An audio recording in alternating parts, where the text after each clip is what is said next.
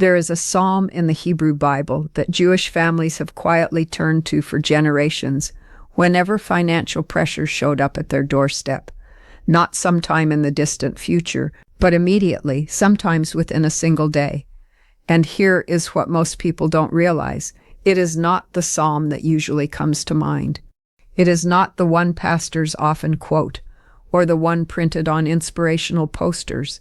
This one has been preserved in a more private way, passed down within homes, practiced with intention, at a certain moment in a certain mindset. Today I'm going to walk you through it in full, because something tells me this message is reaching you at exactly the right time, for a reason you may not even see yet. Let me ask you something honestly. Have you ever gone through a period where no matter how disciplined or hardworking you were, money just slipped through your hands? You wake up early, you put in the effort, you try to do everything responsibly, yet when the month ends, it feels like nothing remains. Expenses pile up. Something unexpected always happens. A repair, a bill, an emergency, and whatever you had disappears. Maybe you've even turned to God and asked why this keeps happening. Why it feels like you're moving constantly but getting nowhere. If that sounds familiar, hear this clearly. You are not failing. You are not being punished. But there may be something unseen affecting the flow of provision into your life, something within the spiritual environment around you that is interfering with what is already meant to reach you. In Jewish understanding, there is a concept called parnessa, which refers to sustenance, livelihood, and the divine flow of provision that sustains all life. According to teachings found in the Talmud, specifically in Tractate Beitza, a person's income for the entire year is determined between Rosh Hashanah and Yom Kippur. In other words, what is meant for you has already been designated. It is written. But here is where people misunderstand. Just because something is assigned to you does not mean it is automatically delivered. Imagine water moving through a pipe. The source is abundant, the supply is constant.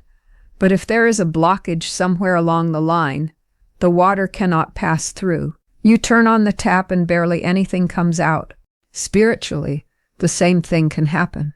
The provision exists, but something is preventing it from flowing freely. For thousands of years, Jewish families have believed there is a way to clear that blockage, not through elaborate rituals or costly practices, but through intentional words spoken with clarity and purpose, using a specific psalm. And I'm going to explain exactly which one it is, how to approach it, and what shifts when you do. But before that, you need to understand the deeper principle so that it works for you the way it has for others. I remember a woman in my community named Miriam. She had lost her husband unexpectedly and was left raising 3 children on her own. Life became overwhelming very quickly. She lived in a modest apartment, and the cost of living around her kept rising. During the day, she cleaned homes, and at night she managed bookkeeping for a small business. She pushed herself constantly, yet every month she found herself falling short. Once she shared something that stayed with me.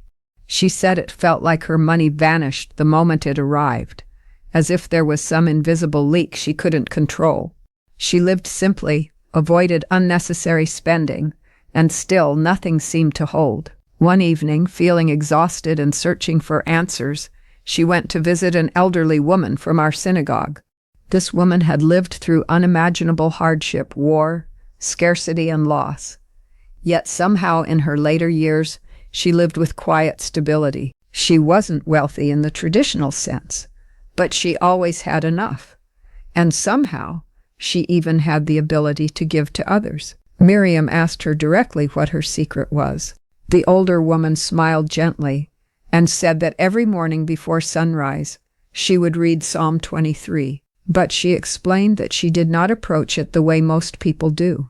She didn't treat it as a poetic passage, or even as a simple prayer. She spoke it with conviction, like a statement of truth, as if she were standing in her own kitchen, affirming both to herself and to God that His promise was real, present, and already active in her life. Now you might hear that and think, Psalm 23? Everyone already knows that one. The Lord is my shepherd. And that reaction right there is exactly why most people never experience its depth. When something becomes too familiar, people stop truly listening. It gets repeated at funerals, quoted in films, printed on cards, and over time it turns into background noise. But when you look at it through the lens of Jewish tradition, it comes alive in a completely different way. The opening line, "The Lord is my shepherd, I shall not want," carries far more weight than it seems. In Hebrew, the word used does not just mean want in the casual sense. It points to lack, to deficiency, even to poverty itself. So what King David is doing here is not writing gentle poetry. He is making a firm spiritual claim, almost like a declaration in a higher court, stating that if God is truly guiding his life, then lack has no authority to remain. Think about that for a moment. This is coming from someone who once lived as a fugitive, hiding and surviving day to day, before rising to become a king. These weren't empty words to him. They were something he lived and relied on. And here's where the real practice comes in. Something that was passed down and shared carefully. You don't just read this psalm quietly or casually. You speak it out loud in your own space. Before the day begins, there's a reason for doing it before sunrise. In Jewish mystical teachings, especially in the Zohar, those final moments of night are seen as a time when the spiritual gates are more open, when prayers and words rise more directly. It is described almost like a moment when the divine is especially attentive. Miriam began following this exactly. Every morning at 5, she would stand in her kitchen and say the psalm out loud. Not dramatically, not softly, but with a steady, sincere voice, as if she truly believed what she was saying. What she experienced surprised even her. She said that almost immediately, something inside her shifted. It wasn't external at first, it was internal, like pressure easing, like something heavy being lifted. Then within days, real changes started to happen. A client she hadn't heard from in months suddenly reached out and offered her work again, but this time with better pay than before. Over the following weeks, more opportunities followed, and her situation began to stabilize in a way it hadn't for a long time. Now, this isn't about magic or superstition. In this tradition, it's about alignment. When you speak words that carry spiritual weight with sincerity and belief, you begin to align yourself with what is already meant for you. It's like clearing an obstruction, so that what was always there can finally flow freely into your life. But there is something even deeper within this psalm, something many people pass over without realizing its importance. There is a line that holds a key insight about provision. It says, "You prepare a table before me in the presence of my enemies." Most people interpret that in a simple, surface way, thinking about people who oppose them. But the deeper understanding goes beyond human conflict. In Jewish teachings, especially within the Talmudic perspective, there are forces that stand against a person's livelihood, and they are not always visible or physical. These forces are sometimes described as the accuser, not as a figure of fear, but as a presence that questions whether a person is worthy of what has been assigned to them. It points out flaws, doubts, and moments of weakness, building a case for why blessings should be withheld. And yet, look at what David says. He doesn't ask for those opposing forces to be removed first. He doesn't say the table comes after everything is resolved. Instead, he declares that the table is prepared right there, in full view of everything that stands against him. That means the provision does not wait for perfection. It does not depend on you having everything figured out. It can arrive in the middle of uncertainty, in the middle of pressure, even while challenges still exist. That changes everything. It means that the stress you feel, the financial pressure, the unfinished problems, they do not disqualify you. They don't have the final say. There was a respected rabbi from 18th century Prague, known as the Notabbi Yehuda, who explained this in a powerful way. He taught that when someone recites this psalm with real understanding, it is like speaking directly to that inner and spiritual opposition and saying, "You can point out every flaw you see, but the one who provides for me has already decided otherwise." So when you reach this part of the psalm, don't rush through it. Pause for a moment, close your eyes, and imagine it clearly. A table set before you, filled with everything you need, not just in a physical sense, but in every form of provision. See it placed there while every opposing force is unable to interfere. Then say it out loud, with certainty, "This is prepared for me and nothing can take it away." This is not about forcing belief or repeating empty words. It is about stepping into a perspective that has been carried for thousands of years. And when it connects deeply, it begins to shift something within you that eventually reflects in your outer world. Now there's one final piece you need to understand, and honestly, everything I've shared up to this point depends on this. Without it, the rest won't fully take root. And this is where most people, even those who consider themselves deeply spiritual, miss the mark. In the Zohar, one of the foundational texts of Jewish mystical wisdom, there's a teaching that completely changes how you see blessing. It describes divine abundance like a flowing river. If that river has nowhere to go, it slows down, it backs up, it becomes stagnant. But when there is an outlet, a place for it to move into, it flows with greater strength and consistency. What that means in real life is simple, but not always easy. Receiving is directly connected to giving, not giving when it feels comfortable, but giving first, before you see results, even when it doesn't seem logical. In Hebrew, the word often translated as charity is tzedakah, but that translation doesn't fully capture its meaning. It actually comes from a root that means justice or righteousness. So when you give, you're not just doing something kind, you are restoring balance, participating in a system that was designed to keep blessings in motion. There's a story in the Talmud about a man named Binyamin HaTzadik, who was responsible for distributing charity in his community during a time of severe drought. One day, a widow came to him with her 7 children, desperate for help. The communal fund was empty. There was nothing left. But he couldn't turn them away, so he gave them everything he personally had, every coin. Soon after, he became critically ill, close to death. And according to the teaching, the angel spoke on his behalf, reminding that saving even one life is like saving an entire world. He had helped 8. His fate was changed, and he was granted many more years of life. But what often gets overlooked is that his transformation wasn't only physical. His entire situation shifted, including his finances. He didn't just recover, he flourished, because in giving everything, he created space for something greater to come back. This is the deeper meaning behind the line in the psalm, "My cup runs over." It's not about barely having enough. It's about reaching a point where there is more than enough, where it spills beyond you. And that overflow begins when you are willing to pour out for others first. So here's how you bring everything together into one practice. Choose a time to begin. Tonight is as good as any. Before you sleep, set aside a small amount of money. It doesn't have to be large. Place it somewhere intentionally. This will be your tzedakah, something you will give away the next day to someone who needs it. As you set it aside, say quietly to yourself that you are making space, that you are opening a pathway for what is already meant for you. Then before sunrise, stand somewhere in your home.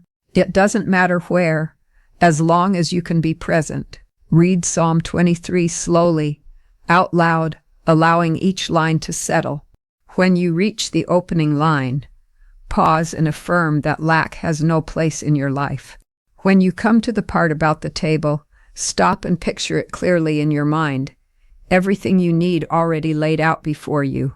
When you reach the line about the overflowing cup, place your hand on what you've set aside to give, and remind yourself that your ability to receive is connected to your willingness to give. And when you finish with the final verse, understand that you are not just reciting ancient words, you are stepping into something far deeper, something steady and enduring that exists beyond circumstances or economic conditions. I've seen people follow this with sincerity and notice changes almost immediately, opportunities appearing unexpectedly, burdens easing, help arriving from places they never considered. This isn't about something falling out of the sky overnight. It's about removing what was in the way and allowing what already belongs to you to reach you. When your words, your belief, and your actions all line up, something shifts. The resistance weakens, the pathway opens, and the flow begins. And when you look at it closely, this practice is really made up of three parts working together as one. First is what you speak, because words carry creative force. Second is what you hold in your mind, because your focus shapes your experience. And third is what you do, because action confirms what you truly believe. When these three come together, they reinforce each other. You're not just hoping for change, you're participating in it. In Jewish teaching, it's said that the world stands on three pillars: wisdom, devotion, and acts of kindness.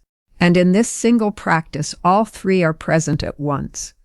The psalm itself carries the wisdom, the way you read it becomes an act of devotion, and the giving completes it through kindness. That's why this approach holds so much weight. It's not one thing alone. It's the combination that creates movement, the alignment that allows what has been waiting to finally begin flowing into your life. That's exactly why this practice has been carried forward for thousands of years.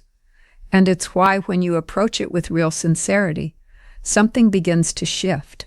What once felt stuck starts to move. The flow that seemed blocked begins to open. That constant pressure, that quiet anxiety about money that sits in your chest, slowly starts to ease. Not because you ignored the problem or pretended it didn't exist, but because you went deeper and addressed it at its source, the place where it actually begins.